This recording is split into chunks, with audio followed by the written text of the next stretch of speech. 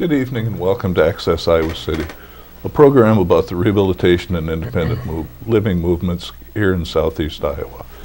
Access Iowa City is brought to you by a generous contribution from the Noon Pilots Club of Johnson County and collaborations between the Extended Dream Foundation, Access to Independence, and the Center for Disabilities and Development, as well as all the hardworking folks here at Public Access Channel 18, who I also forgot to thank last week. My name's Terry Cunningham. I'm president of the Board of Directors of Access to Independence, vice chair of the Johnson County Mental Health Disabilities Planning Council, and an individual who's lived with a significant disability for the last 41 years.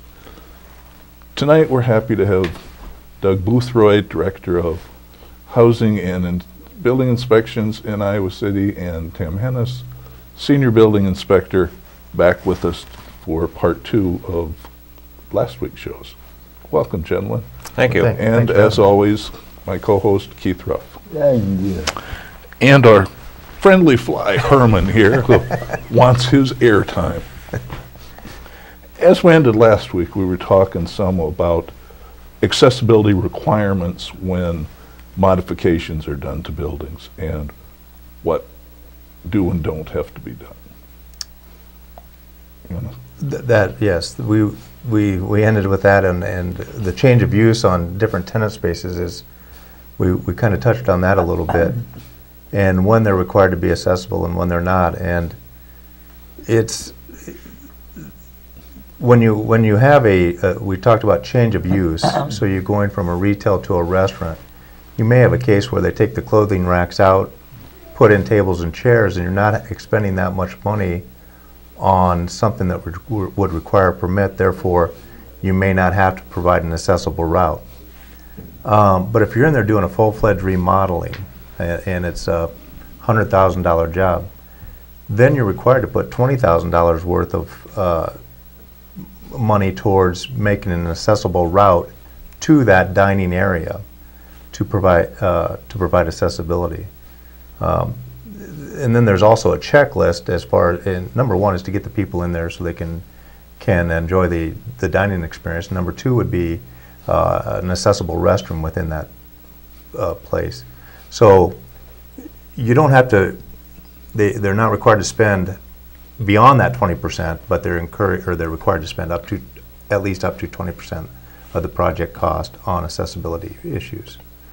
That's a complicated one to enforce and to get across to people when they're developing these projects. So I always think it's helpful to have a licensed professional architect help them through that phase of it. Can the design code establishment that is already illegal, but they're going to refurbish the building? They're an existing dining that they're going to refurbish? Yes. Same thing would apply. If you're making alterations to that primary function area, your dining room, then you're required to take a portion of that money to make it accessible. And you know, well, $10,000 on a remodel probably doesn't go very far today. As you can imagine, the $2,000 to make that accessible route wouldn't go very far either. But it could be things as simple as a lever latch on a door rather than a knob. I mean, those are features that take you to greater accessibility to the space. Are there specific things that need to be done for it to considered to be refurbishment, major remodeling, whatever? Because I know a lot of people, especially folks with disabilities, get confused about that, and somebody closes and puts new flooring in or paints or something like that, and they immediately think, okay, that means they're going to do this, and this because they're remodeling. Well, they're not really remodeling. That's a good question, Terry. And what we base that 20% on is work that requires a permit, and recarpeting, retiling, repainting, redoing your surfaces does not require a permit. Therefore, it doesn't kick in. And you're right, there is a lot of confusion on that out there regarding that. When we talk about requiring a permit, is that what we're saying is that we're not, the permit is the mechanism by which we enforce the building code and the handicap, state handicap requirements. So if the refurbishing is not Cosmetic. It's just cosmetic, then there is no building permit required. Therefore, the regulations don't kick in because they're not under the regulation of a building permit. You know, I think another misconception is when you have a second story that's being the second floor of a building being refurbished, and why didn't I not require to put an elevator in there? Well, if the building is you can have a 2-story building with 100,000 square feet per floor and not require an elevator if the building was built pre-accessibility requirements. I don't think that'd be wise to do, and depending on what the occupancy is upstairs, but that technically there's elevator exemptions to where you do not have to provide an accessible route by an elevator. But the features upstairs that are done, restrooms and things like that, still are required to meet all the accessibility requirements. Another one of those perfectly illogical things. Are you accessible upstairs? Of course we are. Well, I think... Can I go see it? No. I think the thinking is someday somebody will put an elevator in. Yeah, I think it's an incremental approach, And but it there's- doesn't. It takes time to get there, Yeah. unfortunately. And there are temporary disabilities too to work, Sure. obviously. And are these all, or building permits are all public record, aren't they? Yes, they are. So if somebody wants to know whether what an establishment has done requires them to make those changes or not, if they go down to City Hall, I'm guessing? Well, I don't think you even have to go down. You can do better than that. You can Oh, go you to just go on- icgov.org and go onto our online permits and punch in the address. That's under the building inspection portion of the Yeah. website. And type in the address, and you should be able to pull up a list of building permits and actually see the activities that have been done there and the description of the work. So Cool. So, you can do it from the comfort of your own home. there you go. I love when that happens, if I can figure out the website. Well, and then if, of course, you can Yeah, get don't enough hesitate. information that you can call us and get more information based on what you've looked at. So it helps Yeah. get you started in terms of asking questions. Yeah. One of the things that we've kind of touched on is existing housing stock and the fact that there's really not anything happening right now to increase what's out there, and that it might not look like that's going to happen in the future. You're talking about additional public housing units? Or are you talking about Yeah. housing in general? Well, either way, that there will be accessible units for folks with disabilities out there. You know, I don't see any new public housing units unless there's something really unusual happens. The whole position that HUD's in and the government is in is about constricting, not expanding. So I just don't see the Housing Authority owning more units. You know, with regard to new construction of single-family houses and stuff like that, we have, like we said in the last segment, we have passed regulation that anything that has public dollars involved, its new construction, has to be zero-step entry and fully functional. There are some accessibility standards they have to meet. Anything that is not publicly assessed, have public dollars in it, but is single-family or duplex, has to plan for accessibility. And if it's structural, they have to build that in. For example, the electrical outlets are all raised up to the standard. 15-inch, yeah. The standard. The switches are all lowered. That is a requirement for all new house construction in Iowa City now. They have to have an accessible bathroom on the main floor. They have to plan for 3-0 doors, bedroom, bathroom at least. They don't have to do every room, but they have to do bedroom and bathroom.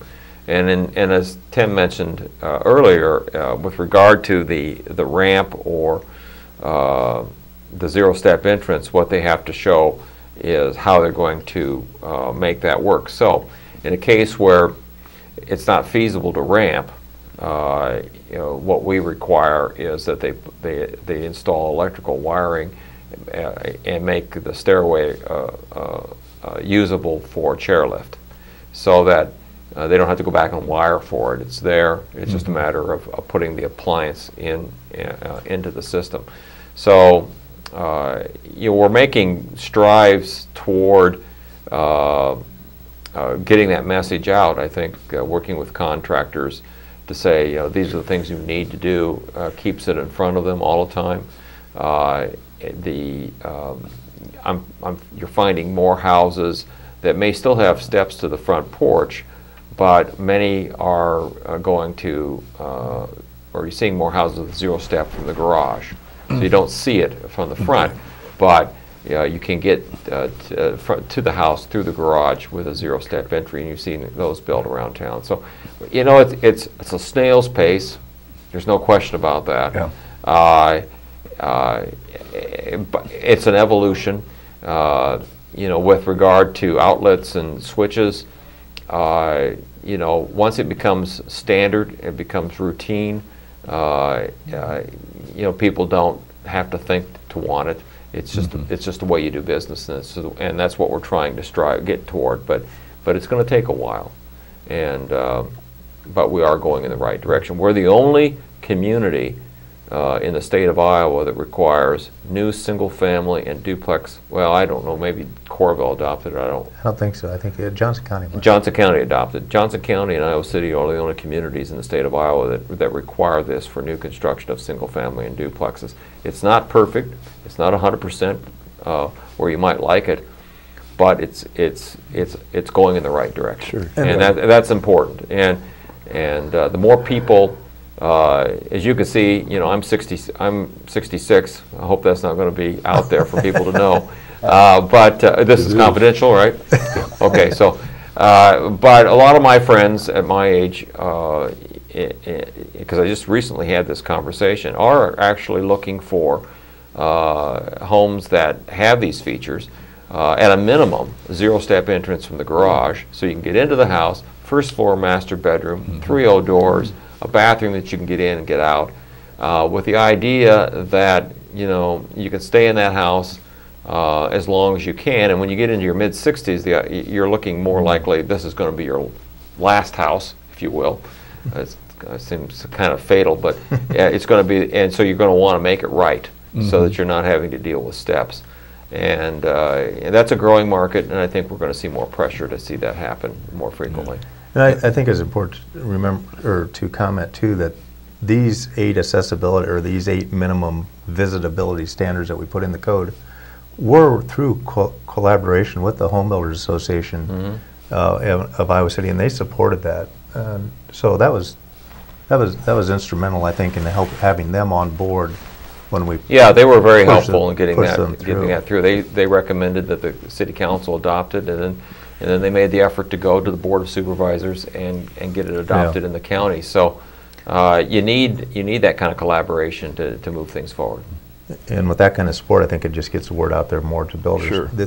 They're working to try to develop their program. I believe Doug and I went to that seminar, CAPS, I believe, Certified Aging in Place, that the home builder, it's a certification program that the home builders have, and so they're interested in it also. Well, we've had this, my understanding is that they're working on having another parade home, universal design parade home. We've had a couple in the past. By universal design, I'm talking about zero-step accessible unit. And every year that we have that on the parade of homes, I think, opens the door for more of these types of homes. I personally, have done a remodeling project on a house I own and put all 3 doors in. And I think one of the things that people remark about it is that it seems so open and spacious. And part of the reason it seems so open and spacious is that with tall ceilings and wider doorways, it does feel more open and spacious as opposed to narrow hallways and narrow doorways. And you know, I think once people begin to recognize that value, open floor plans, openness like that in terms of doorways, I think it'll catch on a lot more. Yeah, and well, I think it's real important that you said the builders are behind or support it, because those are the ones who are in the positions, as people are talking about wanting a new home and that, to make those kind of suggestions, because it's so much easier and so much cheaper to build it that way in the first place as to have to remodel it years later. Right, and so with these new standards, you know, even if they have to frame for a 3.0 door, and when they frame for a 3.0 door, they have to move the electrical over so that even if they, for whatever reason, decide to put in a smaller door in the interim, if they ever want to put in a larger door, they're not putting a new header and having to move the electrical, which is a lot more expense. They're just knocking out the inner framing and putting in a wider door. So these are on our plans. You know, people would be able to research their home plans. They would be able to see that those features have been installed, and then they could go forward with making those adaptations as they need them. What's a standard door in now, 28?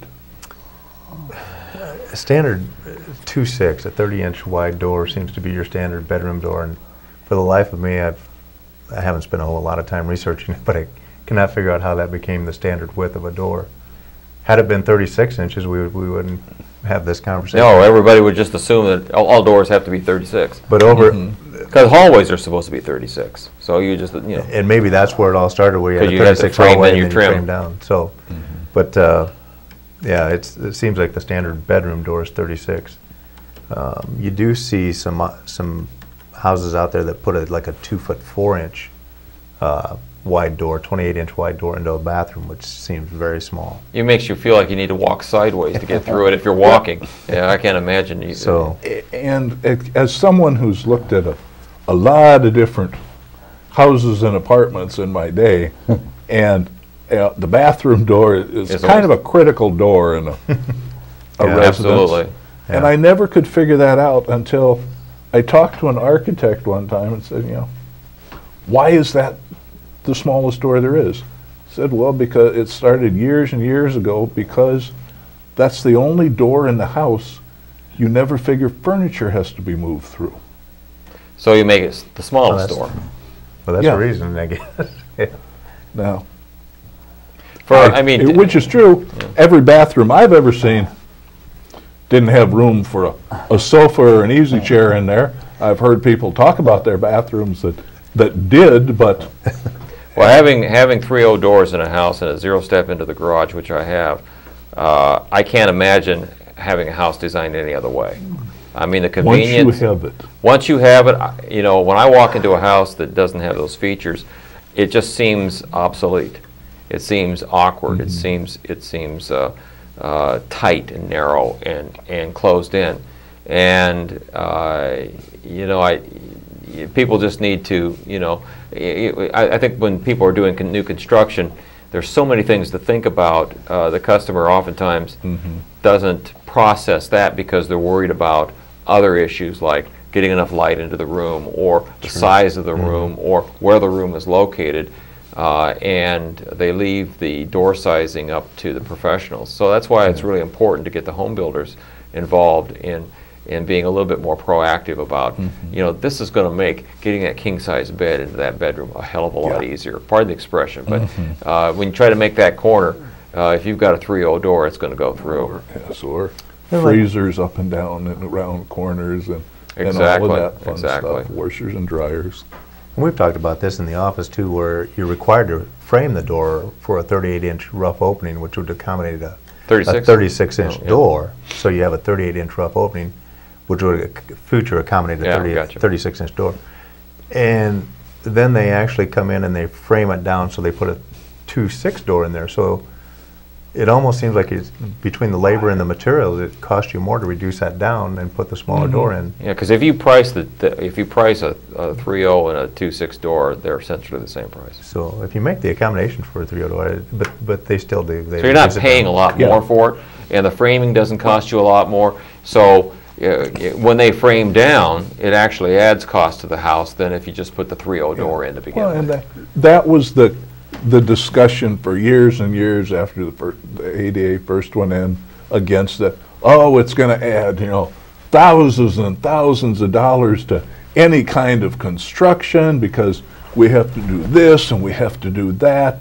This is going to be more expensive. And I think studies have shown that it's like a 1 or 2%.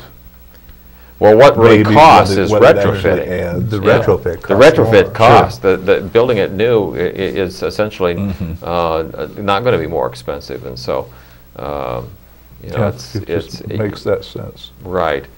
Something you guys hit on earlier is the appearance of these places and the fact that they don't have an institutional look, or they don't have a cookie cutter kind of look. You may look at the house, and if the accessible entrance is in the garage, it doesn't look like there's anything different with it. Well, I can tell you that I've had a lot of people through my home, and nobody has said, "Oh, instead of a 2.6 door, you have a 2.8 or 3.0 door." The only comment they make is, "Well, we really like this open and spacious floor plan," which is recognizing the 3.0 door, but people don't focus on that, so it's not noticeable. Yeah. It just feels better, and because it feels better, and I think the other thing is what we want. I mean, when you live in a space, Exactly. it needs to feel good to you, and it needs to be livable. And one of the things about universal design features and accessibility features is that they're good for everybody. They're good for everybody. Steps are hazardous. Steps are dangerous. Absolutely. Exterior steps, they ice up and you fall. And you trip over them. And if you're moving stuff, you stumble over them, stuff like that. So to avoid steps wherever possible is always good planning. It's not good planning to have steps. Lever action doorknobs are easier to get through. I love lever action You can doorknobs. hit I the love lever them. with I love them. Yeah, your elbow. Elbow works like a dream on those when you've got your hands full of packages. So it'd be hard to go back to a doorknob. Well, it's like ramps and curb cuts, Yeah.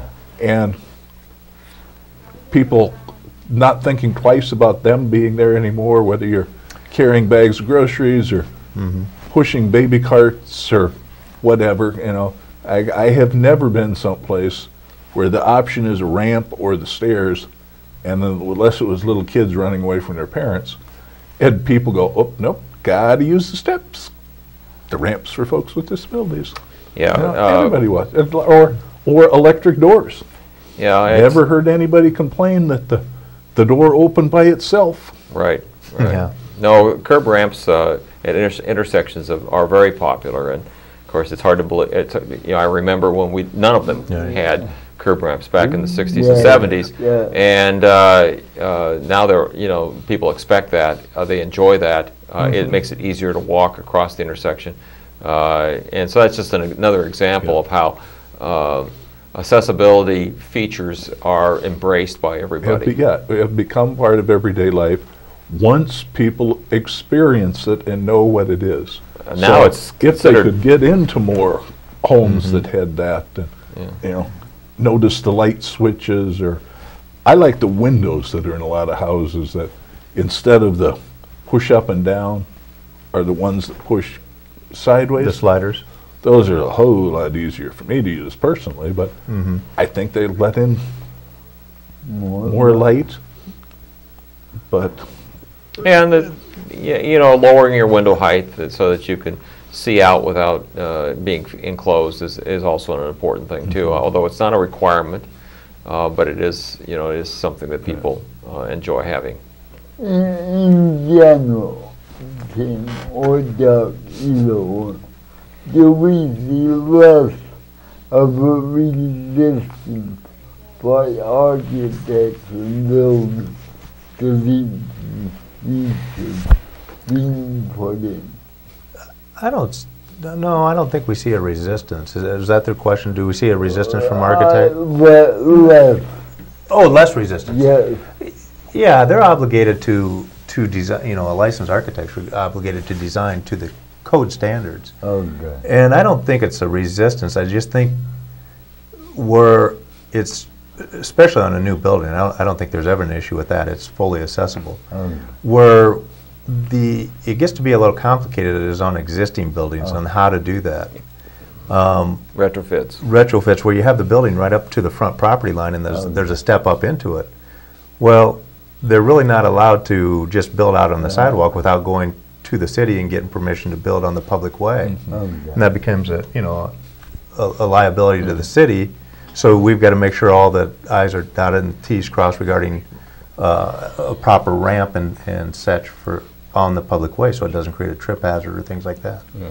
So it's not, yeah, they've well embraced the accessibility requirements, but it's just sometimes in existing buildings it's tough to incorporate all the accessibility requirements. Yeah, it's so expensive in retrofits that you know, that becomes a factor in the financial feasibility of the project, particularly if an elevator gets Right. involved. Yeah. So new construction, you know, you can do it a lot cheaper. Tearing out and, you know, redoing your work, somebody else's work, and putting new stuff back in is costly. Well, and with retrofits too, you have to make the retrofit look like what was already In some cases. True. You get some of the architecturally featured buildings that you want to try to preserve, and they have challenges with that. So Terry, as we were talking earlier, that's why it's so critical with new construction, with some of the new things that we have in place with regard to construction in Iowa City, that we do it on the front side so that we don't have these very expensive retrofits. And so, you know, some of these older buildings were built so many years ago there wasn't accessibility issues. Yeah. But, you know, if they were all being built new today, things would be much different. Sure. Now, in other words, in the foreseeable future, as the housing stock is replaced, there'll be more accessibility. That's true, and that's kind of what happened with the flood down in the Normandy neighborhood, with all those houses were demolished, and now they're being replaced with these other homes, which are, so that's in essence what has happened in the. But existing homes or existing buildings can stand for hundreds of years. Yeah. So you know, you can't necessarily assume that you're going to get, you know, a turnover natural housing disaster come along. unless a disaster hits or something like that. So it becomes a retrofit and a costly factor. You know, the Brugger's fire downtown, it destroyed those two buildings, and when those new buildings go in, we'll have us fully compliant, accessible buildings there. Was it the White Way building on Clinton Street? Back in the, I believe it was in the 90s. You know, that was, to be quite honest, I don't recall that first floor if it was accessible or not. But obviously now we've got a fully accessible building there. It was a Mondo, and it was pretty accessible. Was it pretty accessible before also? Yeah, Well, good. it was a Mondo. It was Mondo's, yeah. Yeah. Okay. Well, we've ripped through this time again. Yep. Fast. Well, that, And I'm not sure we've probably touched on everything yet, but as we like it with the show, we, as Herman wants his time, has been able to touch on a lot of different things because one issue raises another. Yeah. We want to thank you both for coming. well, thanks for Thank you having for us. having us. And Thank you, Keith. Terry. thank all the folks at home for watching. And Yeah. don't anybody say anything about Doug's age. We'll see you next week. Have a good week. Bye.